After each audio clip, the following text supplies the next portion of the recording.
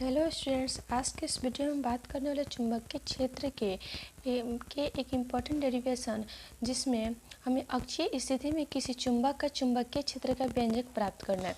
सबसे पहले हम जानेंगे कि अक्षीय स्थिति होता क्या है। तो मान लीजिए कि ये हमारा एक चुंबक हो गया, ये चुंबक हो गया। इस चुंबक का एक नॉर्थ ध्रुव होता है, एक साउथ ध्रुव होता है। या नॉर्थ पोल होता है, दूसरा क्या होता है, साउथ पोल होता है। तो अगर इस ध्रुव के सापेक्ष या चुंबकीय ध्रुव है, इनके सापेक्ष जब अक्ष पर कोई बिंदु स्थित होता है जिस पर हमें विद्युत तीव्रता ज्ञात करनी है, मान लीजिए बिंदु P है और इस पर हमें विद्युत तीव्रता ज्ञात करनी है, तो इस बिंदु अगर यह बिंदु इस चुंबकीय द्विध्रुव के सापेक्ष अगर इसके अक्ष पर स्थित रहता है तब ये क्या कहलाएगी, अक्षीय स्थिति कहलाएगी। ठीक है, तो अक्षीय स्थिति समझ में आ गया। तो अक्षीय स्थिति में किसी चुंबक का चुंबकीय क्षेत्र ज्ञात करना है। चुंबकीय क्षेत्र ज्ञात करना है, इसका मतलब चुंबकीय क्षेत्र को बी से डिनोट करेंगे, हमें चुंबकीय क्षेत्र ज्ञात करना है।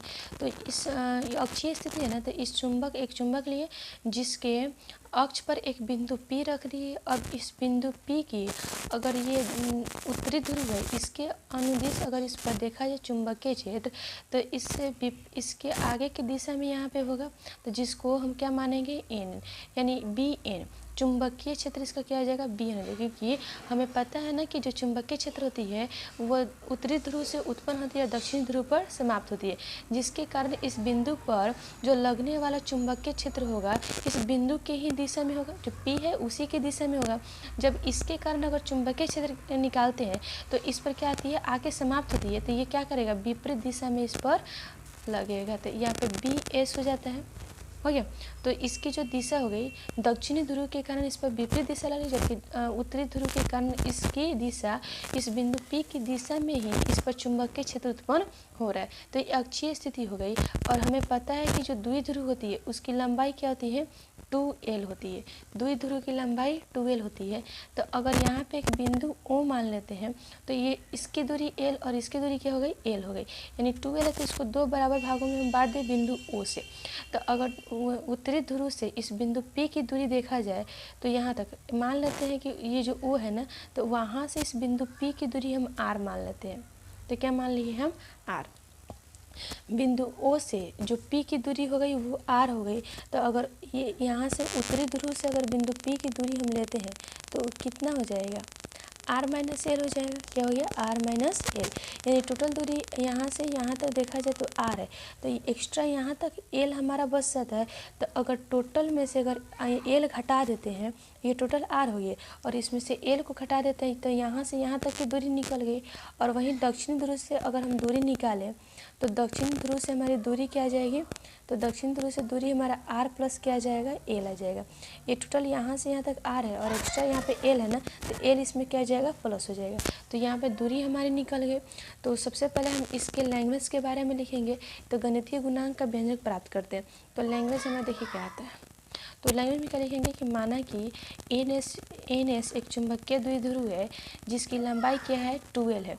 बिंदु O से P की दूरी R है और जो उत्तरी ध्रुव है उत्तरी ध्रुव से P की दूरी R माइनस एल है। दक्षिणी ध्रुव से इस बिंदु P की दूरी R प्लस एल है। इतना लिखने के बाद हम डेरिवेशन बनाएंगे। देखिए दोस्तों, यहाँ पे माना कि NS एक चुंबकीय द्विध्रुव है, तो ये N और S क्या है, हमारी चुंबकीय द्विध्रुव है जिसकी लंबाई क्या हो गई, 2L है। तो जिसकी लंबाई यहाँ से यहाँ तक की दूरी क्या हो गई, 2L है। बिंदु O से P की दूरी, बिंदु O है ना, वहाँ से P की दूरी क्या हो गई, हमारी R हो गई। S से P की दूरी R प्लस एल है, तथा जो N है ना उत्तरी ध्रुव, तो उत्तरी ध्रुव से अगर P की दूरी देखा जाए तो P की दूरी R प्लस क्या है, L है। तो R प्लस यहाँ से उत्तरी ध्रुव से यहाँ से R माइनस क्या हो जाएगा, हमारा L हो जाएगा। तो दूरी निकल गया।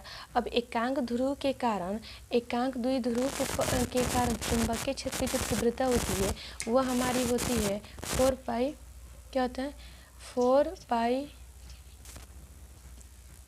तो एकांक द्विध्रुव के कारण जो हमारा चुंबकीय क्षेत्र होता है ना, तो 4 पाई ये म्यू नॉट बटा 4 पाई इंटू एम बटा क्या होता है आर स्क्वायर होता है। ये मेरा एकांक द्विध्रुव के कारण चुंबकीय क्षेत्र की तीव्रता होती है।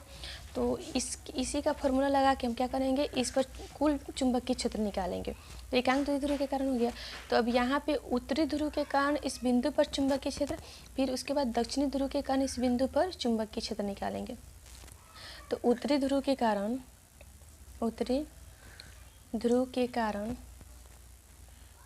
बिंदु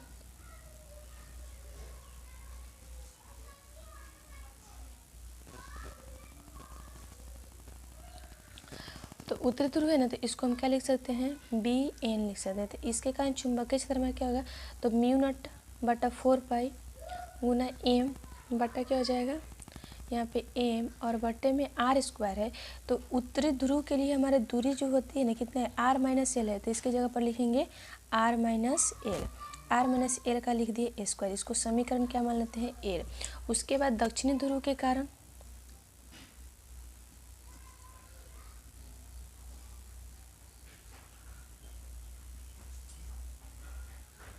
बिंदु पी पर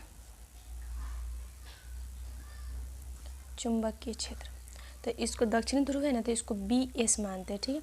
तो बी एस बराबर क्या हो जाएगा हमारा, म्यू नॉट बटा 4 पाई और एम बटा, अब दक्षिण ध्रुव से इस बिंदु पी की दूरी क्या है, आर प्लस एल है ना, तो यहाँ पे लिखेंगे आर प्लस एल और स्क्वायर है तो स्क्वायर। इसको समीकरण 2 मानते हैं, ठीक है।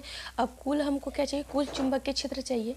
तो बिंदु पी पर, तो इसके लिए एक और चीज़ लिखेंगे, जो हमारा बी एन है ना, बी एन तथा बी एस दक्षिणी ध्रुव के कारण चुंबकीय क्षेत्र तथा बी एस उत्तरी ध्रुव के कारण चुंबकीय क्षेत्र तथा दक्षिण ध्रुव के कारण चुंबकीय क्षेत्र एक रेखा पर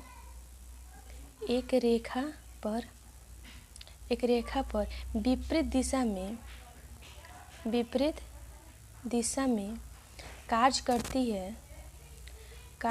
है, जिससे हमारा जो बी एन यानी दक्षिणी जो उत्तरी ध्रुव है ना, बी एन, उसके कारण चुंबकीय क्षेत्र का मान बी एस से क्या होता है, बड़ा होता है। तो जो बड़ा होता है ना, तो इसके लिए अगर कुल परिणामी चुंबकीय क्षेत्र निकालना है, तो बड़ा में से क्या करते हैं, छोटका को घटा देते हैं। तो कुल परिणामी चुंबकीय क्षेत्र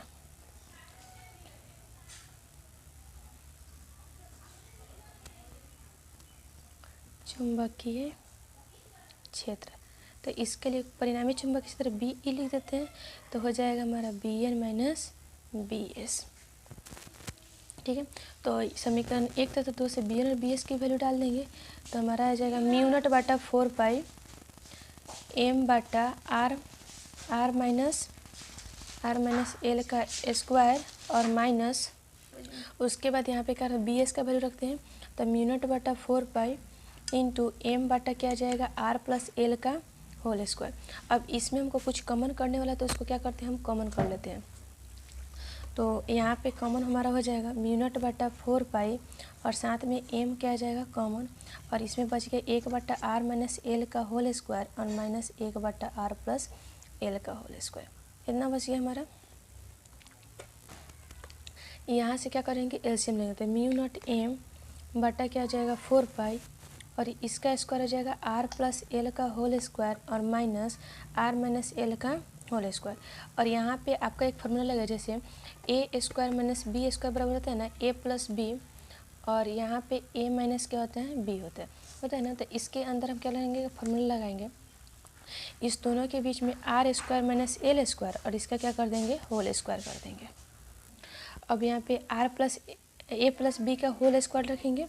तो म्यू नॉट एम बटा 4 पाई और यहाँ पे आर स्क्वायर प्लस 2ab अब प्लस में आ जाएगा बी स्क्वायर अब माइनस आर स्क्वायर और प्लस 2ab होता है, तो यहाँ पे हो जाएगा हमारा, देखिए माइनस 2ab होता है, तो माइनस माइनस क्या हो जाएगा प्लस 2ab और प्लस माइनस क्या हो जाएगा माइनस बी स्क्वायर, तो एल स्क्वायर हो गया।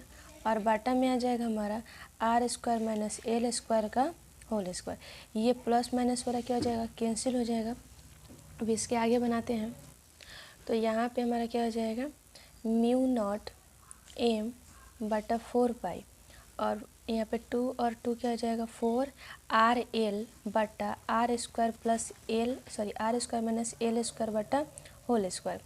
तो यहाँ जो एल का जो मान होता है बहुत छोटा होता है किससे, बहुत छोटा है ना, तो बहुत छोटा होता है आर से। तो एल बराबर क्या हो जाएगा हमारा 0। तो यहाँ पे म्यू नॉट एम बटा 4 पाई, और यहाँ पे 4 RL बटा क्या हो जाएगा आर स्क्वायर का होल स्क्वायर। यहाँ तो हो गया। देखिए अब यहाँ पे जो एम है ना हमारा क्या है, ये जो बिंदु है वो है, तो एम की जगह पर हम क्या रख देंगे, पी रख देंगे। तो एम बराबर हमारा हो जाएगा, एम बराबर पी हो जाएगा। तो इस एम की जगह पर रखेंगे पी, तो म्यू नॉट पी बटा 4 पाई, और यहाँ आ जाएगा 4RL बटा आर के पावर 4। देखिए आर के पावर 4, तो हमारा टोटल क्या निकल रहा है, बी ई निकल रहा है ना। तो बी ई यानी टोटल विद्युत क्षेत्र की तीव्रता, या एक आर से एक आर कैंसिल हो जाएगा, तो म्यू नॉट पी बटा 4 पाई, और यहाँ 4L बटा हमारा हो जाएगा आर का क्यू। चूँकि P क्रॉस 2L बराबर क्या होता है, M इतना होता है। तो यहाँ से बी ई बराबर हो जाएगा म्यू नॉट बटा 4 पाई, और इसमें का 2, अब P और L मिलकर क्या बनाएगा, M। तो 2M बटा क्या आ जाएगा हमारा आर क्यू। ये हमारा चुंबकीय क्षेत्र के कारण अक्षीय स्थिति में ये क्या निकल गया, हमारा चुंबकीय क्षेत्र, संपूर्ण चुंबकीय क्षेत्र का मान निकाला गया। थैंक यू, मिलते हैं नेक्स्ट वीडियो में।